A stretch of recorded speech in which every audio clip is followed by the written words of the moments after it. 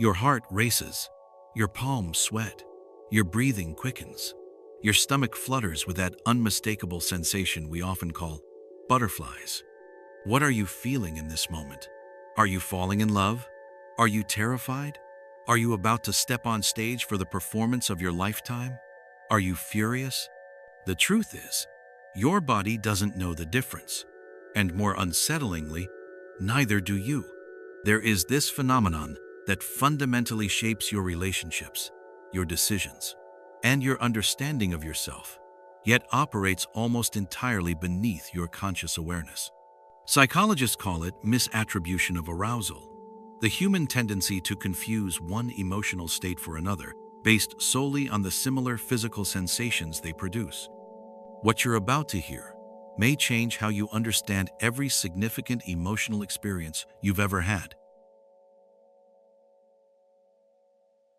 Close your eyes for a moment and recall the physical sensations of being deeply attracted to someone. Now compare that to waiting backstage before a major presentation, or standing at the edge of a high diving board, or narrowly avoiding a car accident. In each scenario, your body produces an almost identical physiological response. Adrenaline and norepinephrine flood your system. Your heart pounds, your breathing changes, your alertness heightens. Whether we label this state as fear, attraction, anxiety, or excitement depends less on the sensations themselves and more on how your cognitive mind interprets the context. And herein lies the disturbing truth. Your body speaks only one language of arousal, and your mind is often a poor translator. Let me share a classic study that reveals just how easily manipulated this system is. In 1974, researchers positioned an attractive female interviewer on two different bridges. One was a sturdy, low bridge, just a few feet above a shallow stream. The other was a swaying, rickety suspension bridge, dangling 230 feet above jagged rocks. Male participants crossed one bridge or the other and were approached by the interviewer, who asked them to complete a survey, including writing a brief story. She also gave them her phone number, in case they had questions later. The results were striking. Men who crossed the scary bridge wrote stories with far more sexual content and were significantly more likely to call the interviewer afterward. Their minds had misattributed their fear-based physiological arousal, the pounding heart and heightened awareness from crossing the dangerous bridge, as sexual attraction to the interviewer. Think about that the next time you feel an instant connection with someone you've just met in an emotionally charged situation.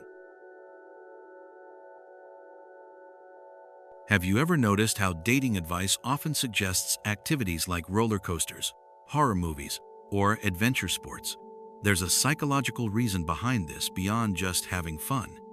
When you experience thrilling or frightening activities with a new romantic interest, your body generates intense physiological arousal.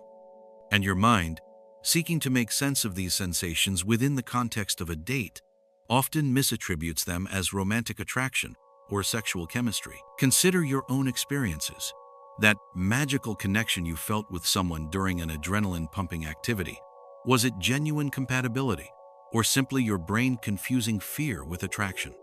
How many relationships have you pursued because the circumstances of your meeting created artificial arousal that you interpreted as genuine connection?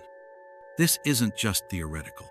Studies show that couples who regularly engage in novel, exciting activities report stronger feelings of attraction than those who don't, suggesting that even in established relationships, the misattribution effect continues to operate. But misattribution extends far beyond romantic contexts. Consider this scenario. You're running late for an important meeting. Traffic is terrible. Your heart pounds, your muscles tense, your thoughts race. By the time you finally arrive, you're physiologically primed, adrenaline coursing through your system. Your colleague makes a mildly critical comment about a project you're working on. Suddenly, you find yourself responding with disproportionate anger. The comment that normally wouldn't bother you now feels like a personal attack deserving of your fury. What's happening? Your brain has taken the physiological arousal from anxiety about being late and misattributed it as anger toward your colleague. This excitation transfer explains why small annoyances can trigger explosive responses when we're already physiologically activated from an unrelated source. Think about your own emotional reactions. How often have you overreacted to minor frustrations when you were already stressed, tired, or anxious? How many relationship arguments have escalated not because the issue was genuinely severe, but because both parties brought pre-existing physiological arousal into the interaction? Even more concerning is how easily this system can be chemically manipulated. Consider caffeine, the world's most widely consumed psychoactive substance. That morning coffee doesn't just wake you up. It triggers mild physiological arousal that your brain must interpret. Research shows that people who consume caffeine before making decisions often report higher confidence in their choices. Not because the decisions are actually better, but because the stimulant-induced arousal is misattributed as certainty. The implications are profound. How many important life decisions have you made while under the influence of caffeine, energy drinks, or other stimulants? Did that job change, investment decision, or relationship commitment feel right because it truly was, or because your chemical state created a false sense of confidence? Sports psychology gives us another window into this phenomenon. Fans at intense sporting events experience significant physiological arousal, hearts racing as they watch their team compete. Studies show that sexual attraction ratings between strangers significantly increase in these environments compared to more neutral settings. This explains the curious statistic that romantic relationships disproportionately begin at high-energy venues, sporting events, concerts, dance clubs. Environments where the body's natural arousal can be easily misattributed as attraction to whomever happens to be nearby. Consider your own social patterns. Have you noticed how connections formed in high-energy environments often feel less compelling when continued in calmer settings? That person who seemed irresistible on the dance floor somehow loses their appeal over coffee the next morning. This isn't about deception. It's about your brain's fundamental confusion about what your body is telling it. Perhaps most peculiar is the relationship between fear and humor. Have you ever noticed how often people laugh after a frightening experience? The nervous giggle after a near miss, the hysterical laughter after a haunted house. This isn't coincidental. Physiologically, the arousal of fear is remarkably similar to the arousal that accompanies humor. When the context suddenly shifts from threatening to safe, the residual physical activation gets reinterpreted as mirth. Comedy writers instinctively understand this. It's why so many jokes rely on the sudden subversion of expectation. The physiological preparation for something potentially threatening gets repurposed into laughter when the threat is revealed as harmless. Think about your own experiences of inappropriate laughter. At funerals, during serious meetings, intense situations. These aren't signs of disrespect but evidence of your body's arousal seeking cognitive reinterpretation. Glossophobia, the fear of public speaking, affects an estimated 75% of people, often more intensely than the fear of death itself. But what if I told you that much of this fear is actually misattributed excitement? The physiological preparation for performing, increased heart rate, heightened alertness, adrenaline release, is essentially identical, whether you're about to give a speech or open a wonderful gift. The difference lies entirely in how you mentally label these sensations.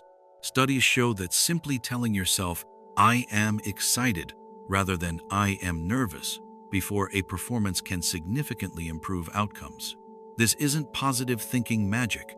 It's correcting a misattribution error that your brain naturally makes. How many opportunities have you avoided because you interpreted your body's preparation for performance as debilitating anxiety rather than helpful excitement? Perhaps most disturbing is what misattribution reveals about romantic love itself. The early stages of infatuation produce a neurochemical cocktail strikingly similar to certain psychiatric conditions and drug addictions. Dopamine, norepinephrine, and phenylethylamine surge, creating sensations that we culturally interpret as the unique experience of falling in love. Yet these same chemical processes occur in entirely different contexts: religious ecstasy, gambling addiction, certain types of mania. This raises an unsettling question. Is the profound certainty of having found the one, that feeling that has launched countless marriages, inspired endless poetry, and driven life-altering decisions, sometimes simply the misattribution of a neurochemical state that could have been triggered by numerous other stimuli? Think about your most intense romantic attachments. How many began during periods of significant life transition, stress, or novelty? States that independently generate powerful physiological responses that could be misattributed? So where does this leave us? If our most cherished emotional experiences, love, confidence, fear, excitement, are so easily confused, how can we trust any of our feelings? The answer isn't to dismiss emotions entirely, but to approach them with greater awareness. Understanding misattribution doesn't invalidate your experiences, it contextualizes them. Consider these practices. When making important decisions, separate yourself from sources of physiological arousal such as caffeine, alcohol, intense exercise, emotional situations, before determining what you truly want. In relationships, cultivate connections in varied settings. The person who interests you across both high energy and calm environments may offer more sustainable compatibility than someone who only captivates you when adrenaline flows. When experiencing intense emotions, pause to inventory your physical state. Are you tired, hungry, recently exercised, coming down with an illness? These states generate physical arousal that can be misinterpreted as emotions unrelated to their true cause. As we conclude this journey into one of psychology's most pervasive yet overlooked phenomena, I invite you to reconsider your relationship with your own bodily signals. Your racing heart isn't lying to you. It's speaking a primal truth about your physiological state. The misinterpretation happens in the cognitive labeling, the stories we tell ourselves about what these sensations mean. With awareness comes choice. The next time you feel the flutter of attraction, the surge of anger, the paralysis of fear, or the certainty of conviction, pause. Consider the context. Consider your physical state. Consider that what feels like an emotional truth may be a case of mistaken identity at the most fundamental level of your conscious experience. This isn't cause for despair, but for fascination. The very mechanisms that sometimes lead us astray also enable our most profound human experiences like love, achievement, connection, and growth. Understanding them doesn't diminish their importance. It helps us navigate them with greater wisdom. In the space between sensation and interpretation lies the essence of being human, and the opportunity to live with greater awareness of how intricately our bodies and minds create the experience we call reality.